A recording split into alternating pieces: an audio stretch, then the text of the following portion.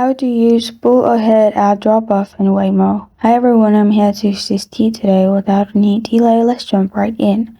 First, open Waymo and then to use pull ahead at Dropoff. As you can see, if you arrive at your drop-off spot and it's not your idea or for any reason, you can tap pull ahead in the app or on the in-car screen. The car will find the next eligible spot up to a block ahead free of charge. In rare cases, if there aren't any eligible spots just ahead of you, the car may loop around the block and find a spot behind you. If you need to, you can always tap pull ahead again in the app or in the screen itself.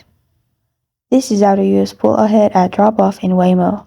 Thank you for joining me today. If this video helps you out, please leave a like and subscribe for more. Got a question or want to suggest a topic, comment below. Thank you for watching.